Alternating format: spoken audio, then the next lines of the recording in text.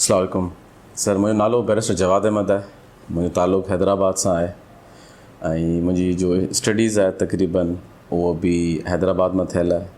मां पंहिंजी जो अंडर ग्रेजुएशन स्टडीज़ हुयूं लॉ में, उहो करण लाइ मां ॿाहिरि मुल्क वियुसि, इंग्लैंड में, लंडन में। उन खां पोइ मां बारड लॉ कई ऐं उन खां पोइ जो मुंहिंजी कॉल आहे मुंहिंजी उहो लिंकन में आहे। 2006 जी नवंबर में मां हितां फस्ट टाइम फ्लाई कयो। तमामु एवरेज जो हूंदा आहिनि, एवरेज सिंधी फैमिली मां मुंहिंजो ताल्लुक़ु आहे। जे को बि ॿाहिरि मुल्क जे हिसाब सां को बि नॉलेज कोन हुई, असांखे शौक़ु हूंदो बसि ॿाहिरि मुल्क जे ॾिसंदा आहियूं, वञिणो आहे। इंस्पायर त थींदासीं अंकल मां त बिकॉज़ उहो जुडिशरी साइड ते हुआ। पोइ उन इंस्पिरेशन में असां लंडन वियासीं, पोइ एजुकेशन हासिलु कई। पोइ ॾिसी ॾिसी असांखे बारड लॉ जो शौक़ु थियो। बारड लॉ ते जीअं असां आयासीं, पोइ असां ॾिठो त there is lot to learn, ख़ासि करे असां सिंधियुनि लाइ, छो त असांखे एतिरो एक्सपोजर कोन हूंदो आहे ऐं असांजे एतिरो कॉन्फिडेंस ऐं ॿियूं शयूं building capacity within family environment wise असांखे घटि मिलंदियूं आहिनि। त इन करे मुंहिंजो हो त हाणे पंहिंजो पाण खे ग्रूम करण लाइ तमामु ज़रूरी आहे ऐं हिकिड़ो सुठो प्रोफेशन बि आहे। बीइंग ए बैरिस्टर जो सोसाइटी में रिस्पेक्ट मिले थी ऐं जो हिन में लॉर्ड्स प्रोफेशन जेके चवनि था उन हवाले सां। सो इन करे मां बारड लॉ कई। बारड लॉ तमामु ॾुखी मूंखे लॻंदी। हिकिड़ो त असां जॾहिं वञे थो को बि सिंधी ॿार ऐं वञे थो ॿाहिरि मुल्क, त हुनखे होम सिकनेस घणी थी थिए। पोइ उन होम सिकनेस खे क्योर करण लाइ पोइ असां ड्रामा ॾिसंदा हुआसीं, पंहिंजे पाण खे मोटिवेट करूं। पोइ उते जॾहिं हिकिड़ो बैरिस्टर्स ड्रामो ईंदो हो, पोइ स्ट्रगलिंग बैरिस्टर्स हूंदा आहिनि, जी यंग बैरिस्टर्स जेके चवंदा आहिनि, पीपल्स जेके चवंदा आहिनि, उन्हनि जी लाइफ स्टोरी ॿुधाईंदा आहिनि त कीअं हू लंडन जहिड़े बिज़ी शहर में उन पीपलेज जे लाइ हार्ड वर्क कनि था। त हू जॾहिं उहो मूं ड्रामो ॾिठो त फस्ट टाइम उते मूंखे हिकिड़ो फ्रेज़ यादि थियो, लेट्स उहो कॉल चवंदा आहिनि त mister so and so is called to the degree of utter बार।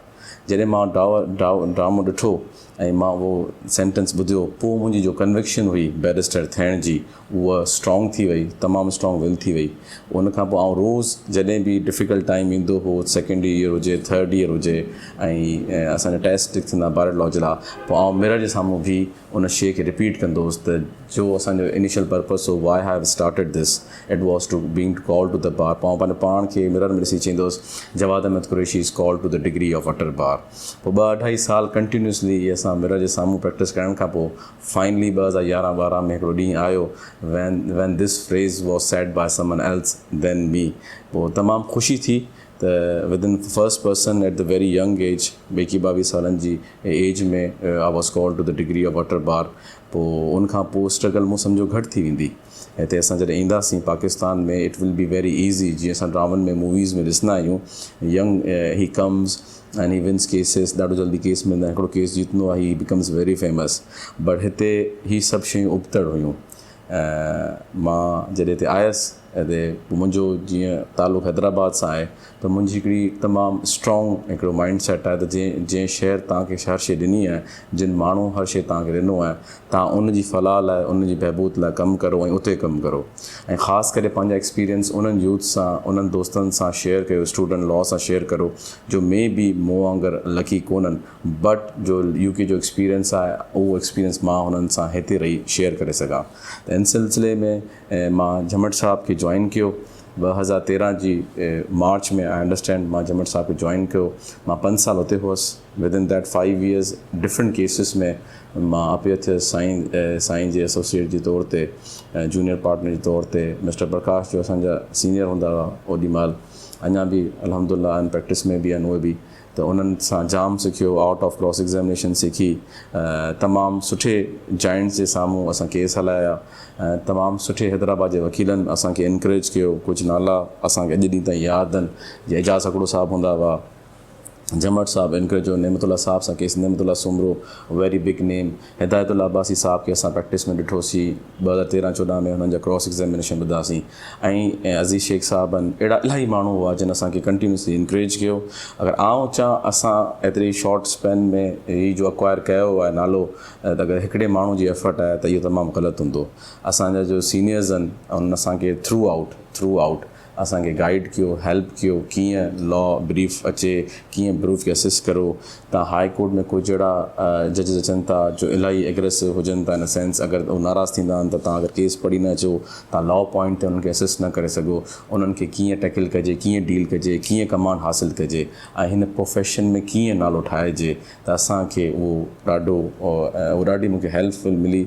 मां हुन में गाइडेंस आहियां। असांजा जजिस आहिनि, इलाही जजिस आहिनि, सीनियर सिविल जजिस, judicial magistrate, they were very accommodating. मां अगरि चवां they were very accommodating till now. असांजा DJs आहिनि, असांजा हाई कोर्ट जजिस आहिनि, they are very very accommodated. चईं लेट्स से हिकिड़ो एग्ज़ाम्पल आहे, मां 2014-15 में हाई कोर्ट एनरोल कोन हुअसि। हिकिड़ो केस हो, हुनमें नज़र अकबर साहब। हाणे नज़र अकबर साहब जॾहिं नालो अचे थो त इलाही माण्हू अगरि हुनखे सुञाणनि, नज़र अकबर साहब चवंदा आहिनि त ॾाढो स्ट्रिक्ट जज आहे। नज़र अकबर साहब मूंखे चयो त आप इस केस को चलाएं। मुझसे मैं हाई कोर्ट एनरोल नहीं हूँ। सी आपका ये बहाना अच्छा है एनरोल हो गया, मैं आपको परमिशन देता हूँ। मुझसे अगर आप मुझे परमिशन देते हैं तो मैं चलाने के लिए तैयार हूँ। तो नज़र अकबर साहब जो ये है कि आपका क्लाइंट इस बात पे अपील नहीं करेगा कि आप हाई कोर्ट के एनरोल नहीं है। मुझसे क्लाइंट साइड में खड़ा है, वो इस बात पे बिल्कुल अपील नहीं करेंगे कि मैं हाई कोर्ट का एनरोल नहीं हूँ। तो अल्हम्दुलिल्लाह वो जॾहिं केस हलियो एट लेंथ, साईं मूंखे ॿुधो। लेंथ करण खां नॉट ओनली ही अप्रिशिएटेड मी, साईं असांजे केस बि रिमांड कयो टू द डिस्ट्रिक्ट जज। ऐं उन रिमांड खां पोइ जो कॉन्फिडेंस आहे उहो एतिरो वधो थियो, हर शइ थी। बाक़ी कंटिन्यूसली पोइ जॾहिं हिकिड़ी दफ़ा तव्हांजो डपु टुटी थो पए, उन शइ जो ऐं डपु टुटी थो पए, त तव्हां अॻियां वधण जी कोशिशि करो था, बिगर बेटर चैलेंज ते वञण जी कोशिशि करो था। पोइ जीअं डिफ़िकल्ट केसिस आया, पोइ 2017 में मां पंहिंजी law firm Jawad Qureshi and company जो स्टार्ट वरितो। हिते मां आयुसि हिते। पोइ शुरू में डपु असांखे लॻंदो हो त केरु असांखे केसिस ॾींदो, हाउ समवन विल बिलीव अस इन मी और अवर फर्म, त छा असां उन्हनि खे, उन्हनि जे माण्हुनि खे एॾो वॾो केस आहे, एॾी महांगियूं प्रॉपर्टीज़ आहिनि, इंसाफ़ ॾियारे सघूं था। बट हिकिड़ी शइ मूं ॾिठी, अगरि कंटिन्यूस हार्डवर्क हुजे, कंटिन्यूस स्ट्रगल हुजे, तव्हां पंहिंजे प्रोफेशन सां सचा आहियो, त माण्हू एज नथा ॾिसनि, माण्हू ॾिसनि था त तव्हांजी हार्ड कमिटमेंट ऐं डेडिकेशन केतिरी आहे टूवर्ड्स दिस नॉबल प्रोफेशन। पोइ इन हिसाब सां मां ठाहियो अल्हम्दुलिल्लाह फ्रॉम 2017। हाणे being in 2025 a lot of असां इलाही रिपोर्टेड जजमेंट्स आहिनि मुंहिंजूं, इलाही केसिस में अपेयर थिया आहियूं, नैब में, फैमिली केसिस में, FIA में, एंटी करप्शन में। So it's a process that was started with a single effort. अल्हम्दुलिल्लाह we have reached so far. Sir, तव्हां ग्रेजुएशन ॿाहिरां कई आहे, जंहिंखे हाईली रिकमेंडेड कयो वेंदो UK। त पाकिस्तान जी एजुकेशन ऐं UK जी एजुकेशन में डिफरेंस छा आहे? छो तव्हांजी एजुकेशन खे वधीक रिकमेंड कयो थो वञे? सर, जो बेसिक डिफरेंट आहे उहो आहे प्रैक्टिकल्स हैंड्स ऑन अप्रोच। असां जॾहिं ॿाहिरि मुल्क में हूंदासीं त असांखे जो लेट्स से कोर्स वर्क हूंदो हो अंडर ग्रेजुएशन में, हिते कोर्स वर्क कोन ॾींदा आहिनि। कोर्स वर्क ईअं हूंदो आहे 30% तव्हांजा जो एग्ज़ाम्स आहिनि, 30% तव्हांजा एग्ज़ाम्स आहिनि तव्हांजा कोर्स वर्क जे सिलसिले में आहिनि, ऐं त बाक़ी तव्हांजो 70% मार्किंग एग्ज़ाम जे सिलसिले में ईंदी आहे। अनफॉर्चुनेटली पाकिस्तान में इहो ई आहे, बसि रटो हणिणो आहे, पास थियणो आहे। हुते हू तव्हांखे प्रॉब्लम ॾींदा हुआ, प्रॉब्लम ॾियण खां अलावा उहो तव्हांखे आंसर हुनखे खपे, प्रैक्टिकल्स अप्रोच करे। त जीअं LLB जे स्टूडेंट्स वञे थो जुडिशरी में या वकालत में वञे थो, उनखे तकलीफ़ न थिए। असां वटि इहो प्रैक्टिकल जो एस्पेक्ट आहे उहो लॉ कॉलेजिस में अॼु ॾींहं ताईं लैक थिए थो। न उहो तव्हांखे प्रॉपर ड्राफ्टिंग सेखारनि था, न तव्हांखे ॻाल्हाइणु सेखारनि था। ऐं मूंखे पर्सनली लॻंदो आहे कुझु लॉ कॉलेजिस असां वटि स्पेशली उन्हनि खे सिर्फ़ु they take this profession as a business. त जीअं ॿार असां वटि अचनि था त असांखे स्टूडेंट मिलनि था कि असांजी आमदनी जो ज़रियो थिए। बट ॿाहिरि मुल्क में अनफॉर्चुनेटली इहो कोन्हे। जो पढ़ाइण वारा आहिनि ऐं जो हुते हिन फील्ड सां वाबस्तगी आहे, उहो इन ॻाल्हि में बिलीव कनि था त हिन ॻाल्हि सिर्फ़ु अ सोर्स ऑफ इनकम कोन्हे, त this is something they really want to do. पोइ हुते टीचर्स जो तव्हांखे प्रैक्टिकल एडवाइस ॾियनि था, तव्हां सां गॾु शेयर्स कनि था स्टूडेंट्स में। उहो जो एक्सपोजर आहे तव्हांजो, उहो पाकिस्तान में असांखे नथो मिले। बैरिस्टर जो जेको टैग आहे ऐं एडवोकेट जो टैग आहे, त पाकिस्तान में स्पेशली टैक्स खे थोरो वधीक ॾिठो वेंदो आहे, बैरिस्टर्स खे वधीक कॉम्पिटेंस सम्झो वेंदो आहे। त तव्हांजो हिन ते कहिड़ो पॉइंट ऑफ व्यू आहे? Sir, I think in statement सां 25% ताईं आउं एग्री कंदुसि, उहो बि only till the first time. ज़ाहिरी ॻाल्हि आहे, टैग जेॾी महिल कॉल थिए थो द जज give U a little preference, त हीअ आहे त भाउ हीअ पढ़ियल ॿार मुंहिंजो एक्सपोजर आहे, he will bring something new. But अगरि तव्हां हिकिड़े ॿिनि मौक़नि खां पोइ परफॉर्म नथा करो, छो त असां वटि जुडिशरी में तव्हांजी हिकिड़ी हूंदी आहे फेस वैल्यू, तव्हां कंहिं जजनि जे साम्हूं अपियर थींदा आहियो त उन जज खे नालो ऐं क्रेडिबिलिटी ख़बर पइजी वेंदी आहे।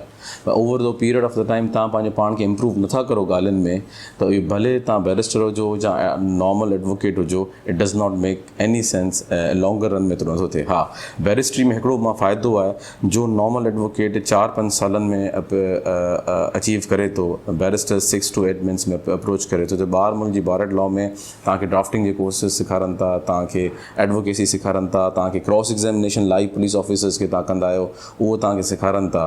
त इहो जो टैग आहे, यस इट हेल्प्स, अगरि आउं चवां नथो हेल्प करे त सफ़ा कूड़ आहे, but it helps, but this help is also extra burden on U, because जज साहब सम्झे थो तव्हां लेटेस्ट लॉ रिसर्च करे आया हूंदा, डिफरेंट जो लीगल फ्रेज़िस आहिनि इन्हनि जी मीनिंग्स तव्हां वटि हूंदियूं, तव्हां कोर्ट खे बहितर नमूने सां असिस्ट कंदा।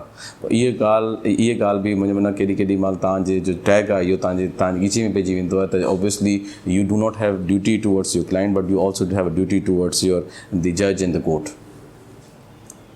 सर, मिडिल क्लास जो हिकु यंग स्टूडेंट कीअं ॿाहिरि मुल्क में स्टडी करे सघे थो, कहिड़ा कहिड़ा हुन लाइ मौक़ा हूंदा आहिनि, स्पेशली एडवोकेसी अगरि करणु चाहे त तव्हां हुनखे स्कॉलरशिप्स वग़ैरह हूंदियूं आहिनि?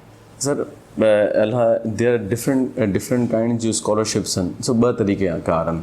अगरि केरु ॿार मुंहिंजो असांजो नॉर्मल स्टूडेंट आहे ऐं मिडिल क्लास फैमिली मां, जीअं मां आहियां, I use to work part time, मां पार्ट टाइम कमु कंदो हुउसि हुते during my bar at law. I was not from a very wealthy family. ॿ ॻाल्हियूं हूंदियूं आहिनि, तव्हां हार्ड वर्क कंदा आहियो, अलाह साईं तव्हांजा ज़रिया खोले सघंदो आहे। सर, मां इनकरेज कंदो आहियां डायरेक्ट बार एट लॉ खे न करे की पहिरीं हिन प्रोफेशन में अचो, 2-3 साल तव्हां ॾियो ऐं तव्हांखे लॻे थो you can survive this profession, then तव्हां स्कॉलरशिप्स अचनि थियूं डिफरेंट, जीअं लिंकन्स जूं स्कॉलरशिप्स ईंदियूं आहिनि, मिडिल टेम्पल जूं ईंदियूं आहिनि, इनर टेम्पल जूं ईंदियूं आहिनि। असां वटि अनफॉर्चुनेटली सम्झनि था लिंकन्स इन ई हर शइ आहे, बेसिकली 4 इन आहिनि, लेकिन असां वटि चवंदा लिंकन्स जन क़ाइदे आज़म जनाब साहब पढ़िया हुन मां, इन करे हर केरु उतां पढ़णु घुरिजे। बाक़ी ॿियूं 2 इन्स आहिनि, उन्हनि जी स्कॉलरशिप्स आहिनि इलाही। यूनिवर्सिटी जो मूंखे पाण ख़बर कोन हुई त यूनिवर्सिटी ऑफ वेस्टमिनिस्टर जी बि स्कॉलरशिप्स हूंदियूं हुई पाकिस्तान लाइ, जो लंडन में आहे, तमामु बहितरीनु यूनिवर्सिटी आहे, यूनिवर्सिटी ऑफ कैंट आहे। ऐं असां फस्ट ईयर में तमामु बहितरीनु परफॉर्म कयो मां, त मूंखे बि हुननि हिकिड़े सेमेस्टर जी फ़ी माफ़ु करे छॾी स्कॉलरशिप जी हद में। सो इलाही डिफरेंट मौक़ा मिलंदा तव्हांखे, स्कॉलरशिप्स आहिनि ॿियूं आहिनि। ऑल डिपेंड्स तव्हांजी हार्ड वर्क कमिटमेंट केतिरी आहे। तव्हां जीअं रूमी चए थो तव्हां हलणु स्टार्ट करो था, रस्तो ज़ाहिर थी थो वञे। तव्हां अगरि हिन फील्ड खे तमामु सीरियसली खणो था त इलाही तव्हांजे लाइ रस्ता खुली था सघनि। हा, स्कॉलरशिप जे हुजनि, तव्हां पाण एतिरा कॉम्पिटेंट थी वञो, तव्हां अर्ली एज में कुझु लॉयर्स आहिनि इलाही कराची में, जिन सिंपल एडवोकेसी जे हिसाब सां तमामु सुठी उन्हनि फाइनेंशियल पंहिंजे पाण खे सेव कयो, पोइ ॿाहिरि मुल्क बि विया, उन्हनि बार एट लॉ बि कई, वापसि आया, अञा पंहिंजे प्रोफेशन खे मज़ीद कारोबार खे वज़ीद आहे वकालत खे वधायूं। सो हिकिड़ी 2 शयुनि ते लिमिटेड कोन्हे, बट स्कॉलरशिप्स बि आहिनि, इनडायरेक्ट फंडिंग भी आहे, 2nd year 3rd year scholarships भी आहिनि, depend how committed you are and how well you do. Initial stage में स्पेशली एडवोकेट्स जी लाइ एडवर्टाइज़मेंट हूंदी आहे न, त पोइ पंहिंजी यंग एडवोकेट कीअं पंहिंजो पाण खे एडवर्टाइज़ करे जो हुन क्लाइंट्स अचनि? सर, सभिनि खां वॾी एडवर्टाइज़मेंट तव्हांजी पंक्चुअलिटी इन दी कोर्ट आहे।